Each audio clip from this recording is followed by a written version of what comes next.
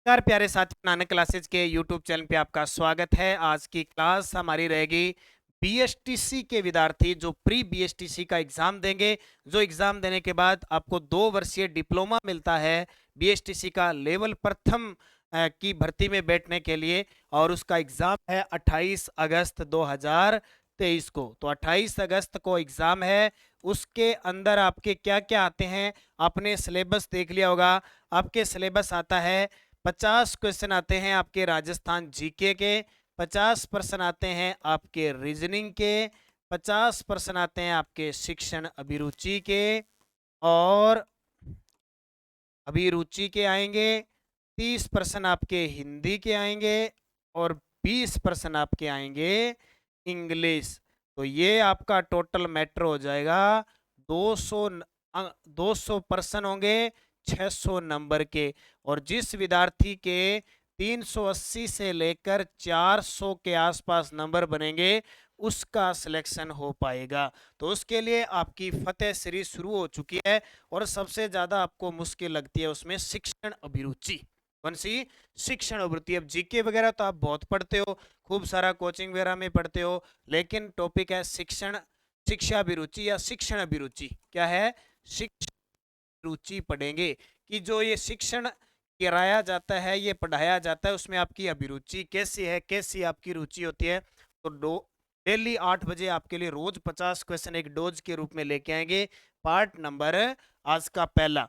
और आप सभी विद्यार्थियों को बता दूं, हमारे नानक क्लासेज ऐप के अंदर संपूर्ण सिलेबस पर आधारित राजस्थान जो प्री बीएसटीसी अभी होगी, जो बांसवाड़ा की गोविंद गुरु जनजातीय यूनिवर्सिटी है वो करवाएगी, उसके आधार पर आपको test series 15 model test paper मिलेंगे। तो नानक क्लासेज ऐप डाउनलोड कर लेना प्ले स्टोर से, ठीक है। जैसे आप कोई भी ऐप डाउनलोड करते हो वैसे नानक क्लासेज लगा लेना, और ये मॉडल टेस्ट पेपर मात्र 99 रुपये का ले लेना। वहाँ पे आपको इंग्लिश है, रीजनिंग है, हिंदी है, जीके, शिक्षण अभिरुचि, पूरे पूरे मॉडल पेपर मिलेंगे। तो आज ही ज्वाइन कर लेना। अब स्टार्ट करते हैं। आज की क्लास में हम पढ़ेंगे शिक्षण अभिरुचि। पहला प्रश्न देखो।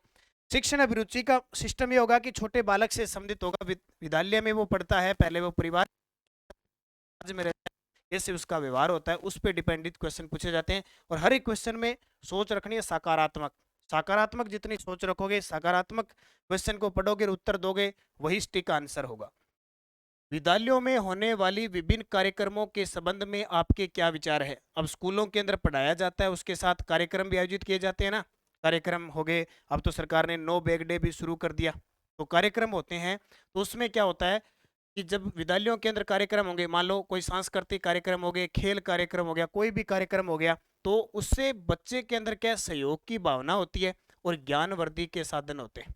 मान लो खेल खेलेगा तो एक दूसरे की सपोर्ट करेगा तो सहयोग होगा, ठीक है। कोई सांस्कृतिक प्रोग्राम होते हैं, मिलजुल कर 5-7 एक साथ कोई नाटक करते हैं, तो वो सहयोग की भावना होती है।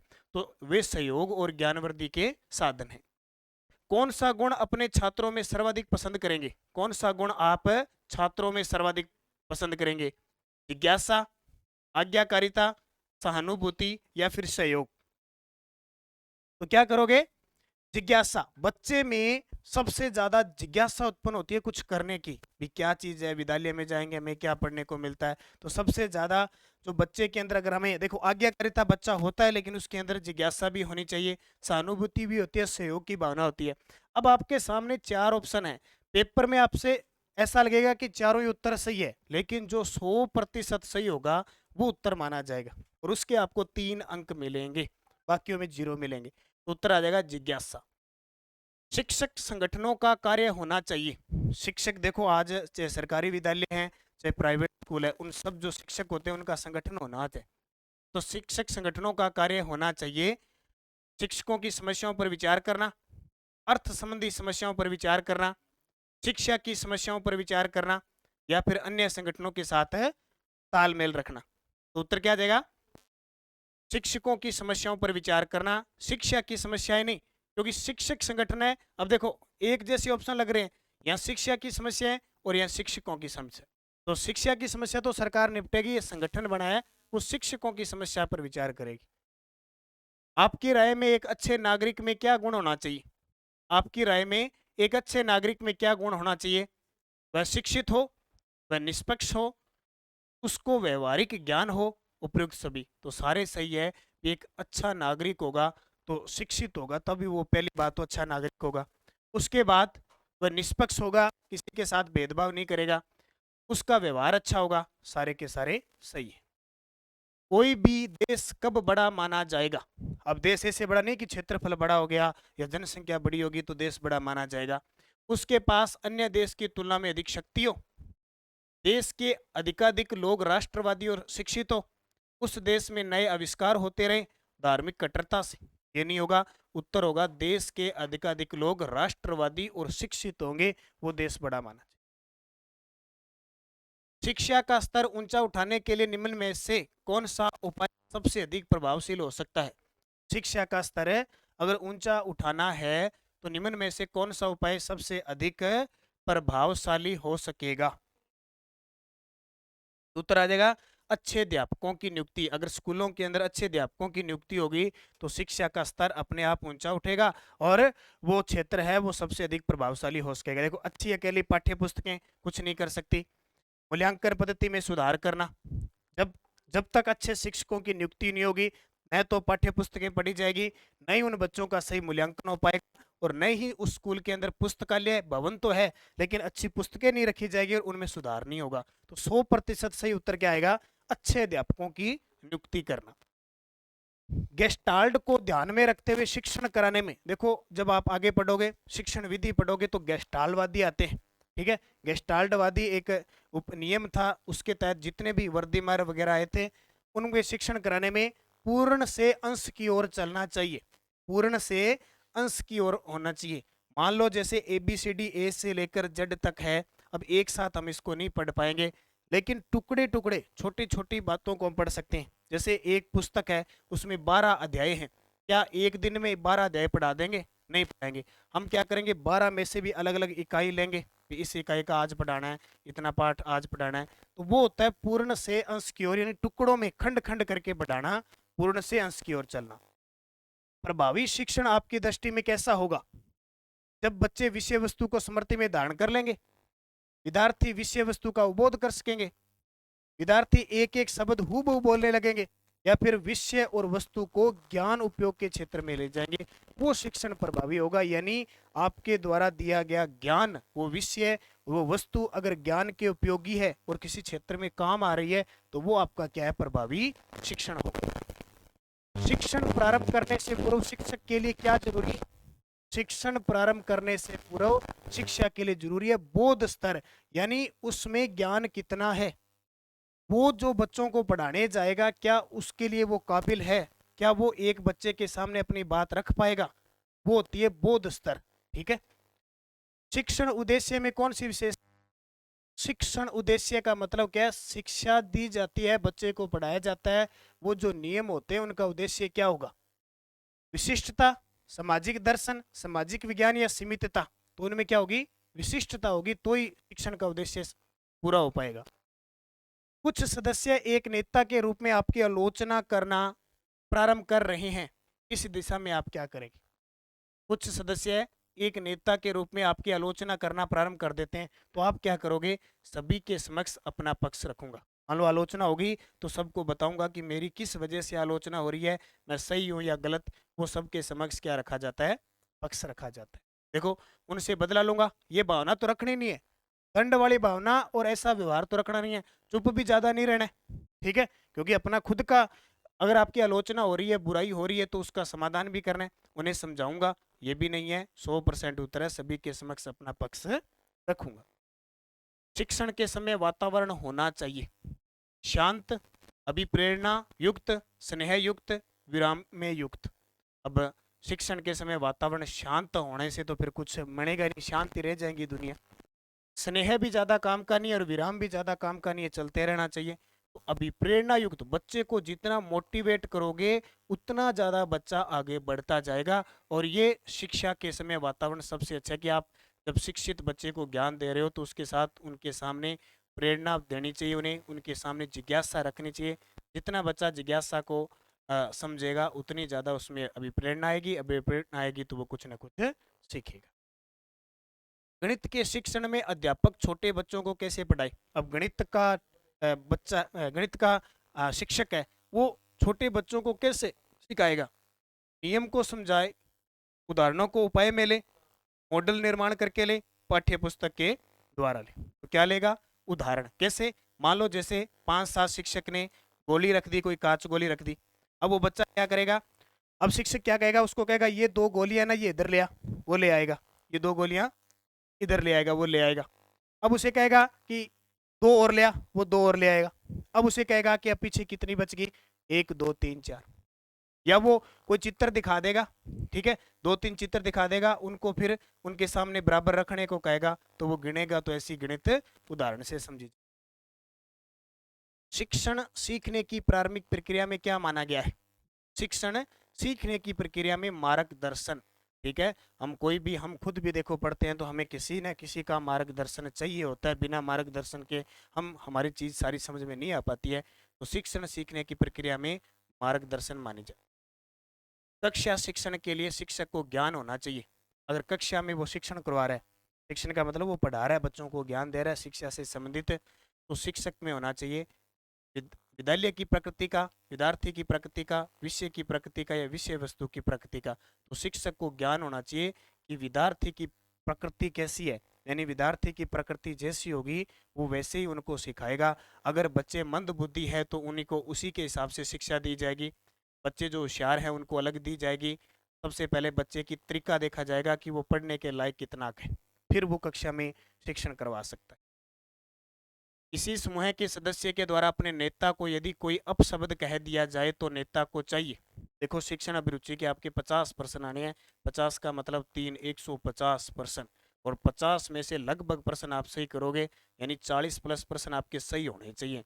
और लगातार अगर आप ये क्लास लेते रहे, ठीक है, अभ्यास करते रहे, और ऐप के अंदर आपको टेस्ट दे दिया, उसका अभ्यास करते रहे, तो आपके प्रश्न लगभग सारे सही हो जाएंगे। बस चाहिए इनके लिए अभ्यास।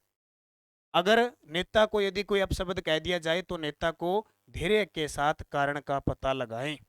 सदस्य को कठोर दंड तो देना ही नहीं है, नेगेटिव चीज तो जानी नहीं है कहीं भी। सदस्य को बदले में अपशब्द कहें नहीं, ये चीजें तो करनी नहीं है। सदस्य को माफ करने इतना ज्यादा भी नहीं करें कि वापस फिर वो गलती करें। राष्ट्र के विकास में बड़ी रुकावट क्या होती है? निर्धनता, जरूरी नहीं है। ज्ञान का विस्फोट, ये भी नहीं है। निरक्षरता, अपर्याप्त पोषण, ये भी नहीं है। निरक्षर यानी निरक्षरता क्या होती है? बिना पढ़ा लिखा होता है। तो राष्ट्र का विकास हर क्षेत्र में, जैसे हमारा भारत आजाद हुआ 15 अगस्त 1947 को, हम बहुत पीछे थे क्योंकि हमारी जनसंख्या उस समय पढ़ी लिखी नहीं थी, निरक्षर थी। और आज देखो कितने लोग पढ़े हुए हैं, तो हम कहाँ पहुंचे हुए। तो ये राष्ट्र के विकास में बड़ी रुकावट है, निरक्षरता। अच्छे अध्यापक किस प्रकार पहचाने जाते हैं? जो अच्छे जो अध्यापक होते हैं वो किस प्रकार पहचाने जाते हैं? इनके अध्यापन द्वारा, उनके व्यक्तित्व द्वारा, उनके पहनावे द्वारा, या उनके व्यवहार द्वारा। तो क्या होगा? उनके अध्यापन के द्वारा अच्छे। अब किसी अध्यापक का व्यवहार चाहे कितना ही अच्छा है, पहनावा कितना ही अच्छा है, वो किसी भी प्रकार का व्यक्ति है, लेकिन जब तक उसको अध्यापन करवाना नहीं आएगा तो फिर वो अच्छा अध्यापक कैसे हो जाएगा? हो ही नहीं सकता। इनमें में से कौन सी दृश्य श्रव्य सामग्री होती है? दृश्य का मतलब क्या होता है? देखना। जैसे आप टीवी देखते हो, वो दृश्य सामग्री है। मोबाइल देखते हो, कंप्यूटर देखते हो, श्रव्य श्रव्य सामग्री होती है सुनने वाली। जैसे रेडियो हो गया, सुनने वाली होती है। ये पूछ रहा है कि साथ में देखा भी जाए, जैसे सुना जाए। जैसे यूट्यूब पर वीडियो वीडियो देखते हो सुनते हो, ठीक है, वैसे ही। तो क्या हो जाएगा? टेलीविजन। अब ब्लैक बोर्ड को तो हम देख ही सकते हैं सिर्फ, रेडियो को सुन सकते हैं। और OHP, ओवरहेड प्रोजेक्टर, वो ओवरहेड प्रोजेक्टर सिर्फ देख सकते हैं। प्रोजेक्टर लगे होते हैं ना, जैसे मान लो मैं आपको ये स्क्रीन पे पढ़ा रहा हूं, तो ये एक तरह का प्रोजेक्टर है। एक अध्यापक में कौन से व्यक्तित्व के गुण होने चाहिए? एक अध्यापक में उसका व्यक्तित्व प्रभावशाली होना चाहिए, यानी ऐसा हो कि उस पर किसी व्यक्तित्व प्रभाव, हर व्यक्ति पर वो ऐसा उसके पास ज्ञान बोध होना चाहिए कि जिससे कोई भी व्यक्ति उससे मिले उसके व्यक्तित्व का प्रभाव उस पर पड़ जाए। आवाज मधुर और स्पष्ट होनी चाहिए, वो तो कोई ज्यादा नहीं है, ज्यादा मधुर भी काम की नहीं है। उसमें आत्मविश्वास होना चाहिए, आत्मविश्वास तो होना चाहिए, लेकिन ये पूछ रहे व्यक्ति गुण पूछ रहे हैं। उसमें कर्तव्य और जिम्मेदारी की चेतना होनी चाहिए, ये भी सही है, लेकिन एकदम 100%। अब एग्जामिनर पता है चारों ही ऑप्शन आपको ये लगेंगे कि हाँ चारों ही सही है, लेकिन पहले क्या होता था कि अगर आपने बिल्कुल सही किया तो 3 नंबर, उससे कम किया तो 2 नंबर, उससे कम 1, लेकिन अब सीधे सही है तो 3 नंबर, नहीं है तो फिर 0। ऑपरेशन ब्लैक बोर्ड क्या था? अब ब्लैक बोर्ड का मतलब क्या होता है? जो क्लास स्कूल में आप पढ़ के आए हो ना, ब्लैक बोर्ड, बोर्ड है ब्लैक का, चौक से लिखते हो, ठीक है? तो ब्लैक बोर्ड प्राथमिक स्कूलों की सुविधाओं में सुधार के लिए ऑपरेशन ब्लैक बोर्ड चलाता है।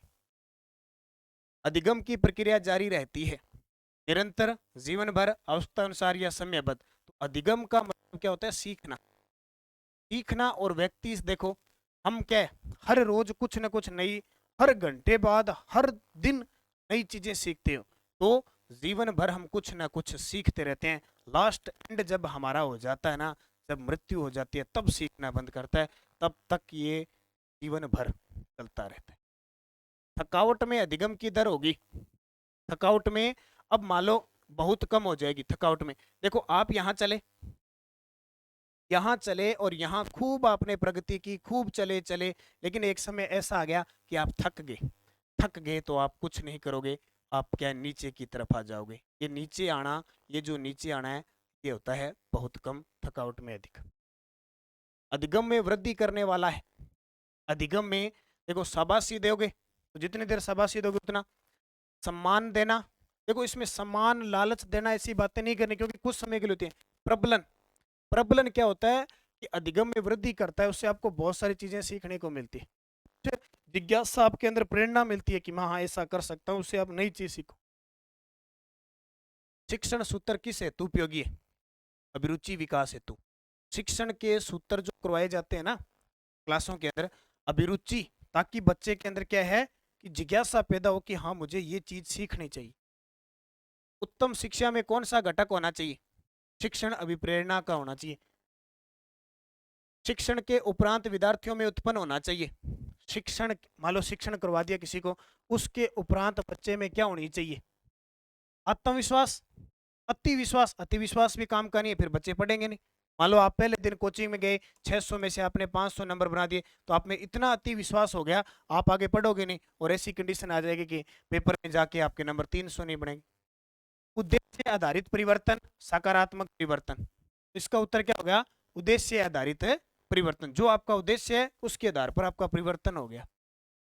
शिक्षण प्रक्रिया के अंतिम सोपान पर रहेगा। शिक्षण पूरा पढ़ाया जाता है। मान लो मैं आपको पढ़ा रहा हूँ, मैंने आपको आज 3-4 चैप्टर पढ़ा दिए, फिर मैंने आपका टेस्ट लिया। टेस्ट लेने के बाद मैं देखूंगा कि किस बच्चे के कितने नंबर आ रहे हैं, फिर मैंने उसका मूल्यांकन कर दिया। मूल्यांकन का मतलब होता है मूल्य प्लस अंकन।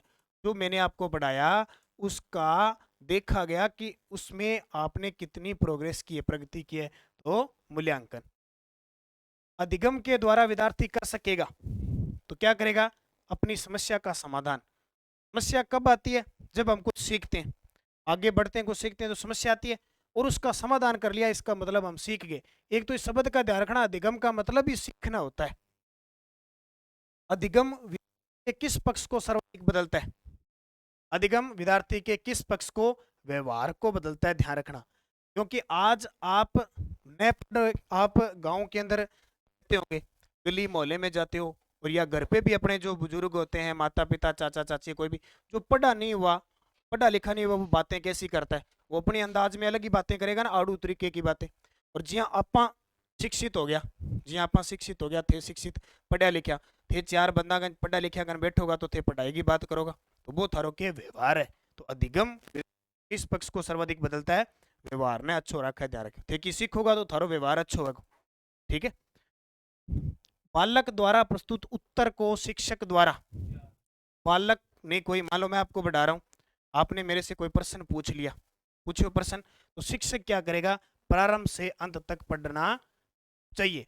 बालक द्वारा कोई उत्तर दे दिया, प्रस्तुत उत्तर को शिक्षक द्वारा प्रारंभ से अंत तक उसको फिर जवाब देना चाहिए। अधिगम में उपयोगी विधि, अधिगम में उपयोगी विधि है करके सीखना। ये सारों से अच्छी बात है। अधिगम सीखा तो जाता है, लेकिन करके करके सीखना। मान लो जैसे आज मैंने आपको आया, मान लो कोई टॉपिक मैंने आपको पढ़ा दिया, मैंने आपको कहा इसको याद करके आना है, आप उसको अच्छे तरीके से बार बार याद करोगे तो आप सीख जाओगे, अपने आप चीजें करनी सीख जाओगे। मान लो मैंने रीजनिंग के 2 सवाल करा दिए, फिर मैंने 5 आपको सवाल दे दिए, मैंने कहा इस टाइप के ये 5 सवाल है, आप इन्हें सीखो। तो करके सीखना। शिक्षण का प्रत्यक्ष संबंध किससे होता है? विद्यार्थी से। यानी शिक्षण कौन करेगा? विद्यार्थी। एक देखो, एक होता है स्वतंत्र चर, एक होता है परतंत्र। स्वतंत्र चर तो होता है अध्यापक, ठीक है, और परतंत्र होता है विद्यार्थी, ठीक है, ये दोनों ध्यान रख। तो शिक्षण का प्रत्यक्ष संबंध किससे हो गया? विद्यार्थी से। मनोविज्ञान कर्म का संबंध शिक्षार्थी की किस प्रवृत्ति से है? तो देखो, शिक्षार्थी जो बच्चा, शिक्षार्थी किसको क्या गया? छात्र को। अब आप मेरे से पढ़ रहे हो, आप छात्र हो, आप में अभिरुचि होगी तो ये चीजें पढ़ोगे। अब आपको ये पता है कि भाई बीएसटीसी के अंदर 50% आएंगे, हमें तो बहुत अच्छे तरीके से पढ़ना है और 50 में से 50 सही करनी है, ठीक है। अभिरुचि होगी तो आप में अभिवृत्ति बनेगी। अभिवृत्ति का मतलब आपके मन में ऐसा ख्याल आएगा भी हाँ जी हमें करना ही चाहिए, हमें बहुत सारी चीजें सीखनी चाहिए। और आवश्यकता, आवश्यकता तो है आपको। मान लो आज आपको कहते हैं कि बीएसटीसी में ये 50% नहीं आएंगे, तो क्या आप यहाँ पढ़ोगे? नहीं पढ़ोगे। तो आप में अभिरुचि, अभिवृत्ति, आवश्यकता तीनों ही होनी। किसी संगठित समूह के सम्मुख कोई संकट खड़ा हो जाता है, उसे किसी समस्या मूलक कार्य का सामना करना होता है, तो उस समूह का मार्गदर्शक कौन होता है? नेता। सबसे आगे नेता होता है ना। ये कहीं देख लो कि नेता आ गया। अब नेता सारे काम संभालेगा। आपके स्कूल में आप 12वीं तक पढ़ के आए हो, प्रिंसिपल थे, प्रधानाध्यापक जी थे। अब टीचर के कोई समस्या आ गई, आपके कोई समस्या आ गई, या किसी की समस्या आ गई, तो किसके पास जाते थे ना? ऑफिस में, कि सर हमारे ये दिक्कत है, ये टीचर अच्छा नहीं पढ़ा रहा, या टीचर जाएगा, अध्यापक जाएगा कि ये बच्चे शरारत करते पढ़ाते नहीं है। तो वो एक नेता के रूप में काम करता है। शिक्षक के रूप में शिक्षण को आप क्या मानेंगे? शिक्षक के रूप में शिक्षण को आप क्या मानेंगे? कला विज्ञान मानेंगे। यानी विज्ञान तो होती है, उसमें कला भी होती है, और करके सीखने की मानते हैं। अब देखो, कला और विज्ञान दोनों अलग आगे, कला विज्ञान इसका उत्तर हो जाए। शिक्षण को कितनी मुखी प्रक्रिया के रूप में स्वीकार किया गया? तो शिक्षण को तीन मुखी, त्रिमुखी, बीएस ब्लूम थे, एक बीएस ब्लूम थे, उन्होंने त्रिमुखी बताया है। बीएस ब्लूम ने इसे क्या बताया है? त्रिमुखी बताया है। अभिप्रेरणा मिल सकता है, अधिगम। अभिप्रेरणा से आपको के द्वारा मिल सकता है, अधिगम मिल सकता है, पुनर्बलन मिल सकता है, लक्ष्य मिल सकता है, या सफलता आपको अधिगम मिल सकता है। नहीं, अभिप्रेरणा आप में होगी तो आपको सीखने को मिलेगा। अधिगम मानवीय है, अधिगम मानवीय अनुभवों है, समूह का, संगठन का, समन्वय का, या सम्मान का। तो अधिगम जो है वो, तो इसका उत्तर क्या हो जाएगा? समन्वय। अधिगम मानवीय अनुभवों का क्या होता है? समन्वय होता है। प्रत्येक संगठन में पाया जाता है नेतृत्व, भवन, सदस्यता, या बीड़ तंत्र। तो प्रत्येक कोई भी संगठन होगा, इसमें प्रधान होगा या नेता होगा, नेतृत्व करने वाला, तभी यह संगठन क्या होता है? चल पाता है। अनुदेशन में अध्यापक का स्थान प्रमुख होता है, क्योंकि अनुदेशन में अध्यापक, अनुदेशन का मतलब क्या हो गया? जो सीख देने वाला होता है, ठीक है, आदेश देने वाला होता है, उसमें अध्यापक का स्थान प्रमुख होता है। क्यों? क्योंकि पाठ्य पुस्तक का शिक्षण करवाना दायित्व होता है, पाठ्य पुस्तक पूरा करवाना दायित्व होता है, समय पर शिक्षण करवाना दायित्व होता है, या फिर विद्यार्थी की सभी आवश्यकताओं को पूर्ण करना होता है। तो इसका उत्तर आ जाएगा पाठ्य पुस्तक पूरा करवाना दायित्व होता है उसका, तब वो उसी निर्देशन में चलता है पूरे साल। देखा ना कि पहले अर्धवार्षिक तक वो क्या पढ़ाता है, वार्षिक तक क्या पढ़ाता है, उसी के अकॉर्डिंग चलता है। बालक को अभिप्रेरित करने के लिए उपयोगी रहेगा। अब बालक को मोटिवेट करना है, अभिप्रेरणा देना है, तो उसकी प्राप्त उपलब्धियों को यथा समय बताना कि तेने ये उपलब्धियां प्राप्त कर ली, ये काम करना है। समय समय पर अगर आप बताते रहोगे तो बच्चा मोटिवेट होगा। वार्षिक उत्सव पर उसे पुरस्कृत करना, वो तो साल बाद होता है, बीच में बच्चा क्या करेगा फिर, इसका तो कोई मतलब नहीं है। अधिगम योग्य वातावरण का निर्माण करना, ये भी हो सकता है। उसके माता पिता के सामने तारीफ करना, इससे तो फिर वो बच्चा माता पिता की तारीफ करेगा तो घर पे जाके अब कुछ नहीं करेगा। उत्तर है उसकी प्राप्त उपलब्धियों को यथा समय बताना। आप शिक्षक होने के नाते किस स्तर का शिक्षण करेंगे? अब आपसे पूछ रहा है ये प्रश्न। आज आप 12वीं करके आए हो, कैसे करके आए हो, आप बीएसटीसी कर रहे हो, आप कल को अध्यापक बन जाओगे, तो शिक्षक होने के नाते आप किस स्तर का शिक्षण करेंगे? स्मृति का, बोध का, चिंतन का, या फिर संकेत का? तो आप क्या करेंगे? चिंतन स्तर का संकेत। इससे मतलब क्या होता है कि बच्चे की जिज्ञासा को जानना, उसे अभिप्रेरित करना, और बच्चे के अंदर जो कमियां हैं उसको उजागर करना और उस बच्चे को सिखाना। इकाई योजना का महत्व क्यों है? इकाई योजना का महत्व है शिक्षण को आधार देती है। इकाई योजना बनी कैसे? अब आपकी पाठ्य पुस्तक पहला पेज देखो, इसमें दे रखा है कि इतने से इतने पाठ तक इसके हैं, इसके इतने पाठ इसके हैं। मान लो एक सामाजिक की किताब है, उसमें दे रखे हैं कि शुरुआत में इतिहास के, आर्टिकल के, फिर ज्योग्राफी के, ऐसे दे रखे हैं ना। वो इकाई होते हैं और उसमें फिक्स बांध दिया जाता है कि इस इकाई को इतने समय में पढ़ाना है, इस इकाई को इतने समय में पढ़ाना है। तो वो शिक्षण को आधार देती है। वरिष्ठ अध्यापक एक नेता के रूप में अपने अध्यापकों से कहे कि यदि तुम मेरे लिए यह कार्य करोगे तो मैं तुम्हारे लिए अमुक कार्य करूंगा। ऐसी शर्तों से शिक्षक के कार्य करने की स्वतंत्रता। देखो, वरिष्ठ अध्यापक एक नेता के रूप में अपने अध्यापकों से, यानी जो नीचे के अध्यापक है उनसे भी एक एक वरिष्ठ जो अध्यापक होता है वो क्या कहता है कि यदि तुम मेरे लिए यह कार्य करोगे तो मैं तुम्हारे लिए अमुक कार्य करूंगा, यानी कोई भी आपका कार्य होगा मैं करूंगा। ऐसी शर्तों से शिक्षक के कार्य करने की स्वतंत्रता क्या होगी? अधिक होगी। विद्यालयों में जो अनुशासन संबंधी नियम बनाए जाते हैं वे लागू होते हैं सरल व सीधे छात्रों पर, उद्दंड छात्रों पर, छात्र अनुशासन समिति पर, या सभी छात्रों पर? तो उत्तर हो जाएगा भी अनुशासन। स्कूल में कोई भी नियम बनेगा तो वो तो सभी छात्रों पर लागू होगी। अध्यापक होने के नाते आप अपनी कक्षा के एक बाल अपराधी बालक के व्यवहार में सुधार हेतु क्या अपेक्षा करेंगे? मान लो एक बालक है आपकी क्लास के अंदर, वो अपराधी है। अब जाहिर सी बात है कि एक कक्षा के अंदर बहुत सारे विद्यार्थी अनुशासन में रहने वाले होते हैं, बहुत सारे विद्यार्थी पढ़ने वाले होते हैं, बहुत सारे विद्यार्थी उदंडी भी होते हैं। तो ऐसे बालकों का आप क्या करेंगे? और मान लो एक आधा ही मिल जाए तो ऐसे बालकों का बाल अपराध करने से पूर्व चयन, वर्गीकरण अथवा उपयुक्त उपचार आशय यह है कि रोकथाम उपचार से श्रेष्ठ होती है। ऐसे छात्रों के लिए समस्त विद्यालय छात्रों की उपस्थिति में कठोर शारीरिक दंड तो देना ही नहीं है, फिक्स है, कहीं भी दंड का आ जाए उत्तर नहीं होगा। जहां तक संभव हो अवसरों को समाप्त किया जाए जबकि छात्र विद्यालय में रहने के दौरान बाल अपराध कर सके। मान लो ऐसे अवसर समाप्त कर दो कि उसके तहत बच्चा वहां लिप्त होने के कारण अपराध कर दे, वो समाप्त कर दो। जो दोषी छात्रों उनकी विद्यालय में रहने की व्यवस्था की जाए, वो तो ऐसा तो हो ही नहीं सकता। तो उत्तर आ जाएगा 3 नंबर। शिक्षा का प्रमुख उद्देश्य क्या है? ये देखो, नौकरी जाना। अब आपका टारगेट जैसे आपके दिमाग में तो यही है ना, क्योंकि हमारे समाज में ये कूट के भर दिया कि हमें नौकरी लगना है। तो हमारा टारगेट हो गया भाई कैसे करके मास्टर लग जाए, चाहे कुछ ही लग जाए, नौकरी। ये नहीं होगा। भाषा का ज्ञान, अकेला भाषा ज्ञान जरूरी नहीं है। दंड तो है ही नहीं है। व्यक्तिगत विकास होना चाहिए। व्यक्ति का विकास होगा, समाज का विकास होगा, समाज का विकास होगा, अच्छे नागरिक होगा तो राष्ट्र का निर्माण होगा। जटिल विषय वस्तु का शिक्षण होना चाहिए। जटिल जो विषय वस्तु है, खंडों में, रविवार को, कभी नहीं, बीच बीच में। तो जटिल जो विषय होगी उनका खंड खंड में, छोटे छोटे टुकड़ों में बांट के उन्हें हम काम में ले सकते हैं। आपकी राय में अध्यापक का कौन सा गुण उसकी सामाजिक प्रतिष्ठा में सर्वाधिक वृद्धि करेगा? आपकी राय में अध्यापक का ऐसा कौन सा गुण है जो उसकी समाज के अंदर जो प्रतिष्ठा होती है उसमें सर्वाधिक वृद्धि करता है? क्या साहित्य की अभिरुचि? अब साहित्य की अभिरुचि अकेली किताबें पढ़ने से तो आएगी नहीं। शिक्षण, अब विद्यालयों में शिक्षण करवा सकता है वो। आर्थिक स्थिति उसकी अच्छी है तो उससे भी मतलब प्रश्न को पढ़ना है। ऐसे नहीं कि अध्यापक का नाम आ गया और शिक्षण उत्तर कर दिया। ये पूछ रहा है कि समाज में प्रतिष्ठा में वृद्धि कैसी होगी? तो अगर वो सामुदायिक सेवा करेगा ना, सामुदायिक समाज की, तो उसकी होगी। ये आपके 50% थे। इस प्रकार रोज आपको अभ्यास करवाया जाएगा शिक्षण का। डेली 8 बजे 7 बजे आपको इस BSTC के लिए क्लास मिलेगी, रीजनिंग की 50% की। तो डेली आपको क्लास मिलेगी। और ऐप के अंदर जाओ और नानक क्लासेस का ऐप है, गूगल प्ले स्टोर पे जाके ये डाउनलोड कर लो। इसके आज से टेस्ट शुरू हो चुके हैं। ये टेस्ट मॉडल पेपर देना शुरू कर दो। ये गूगल प्ले स्टोर पे जाओ, ठीक है। और जिसको भी किसी प्रकार की दिक्कत आए ना, भी गूगल प्ले स्टोर से जाके नहीं जाता या ये टेस्ट कहाँ निकलेंगे, तो 76 923 611 इस नंबर पे संपर्क कर लेना।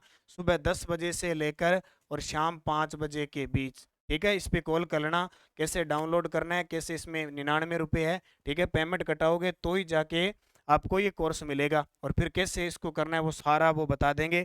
76 923 611 3-4 जने बैठे हैं इस नंबर में, आपको बता देंगे कैसा ये टेस्ट देना है। तो धन्यवाद। जय हिंद, जय भारत।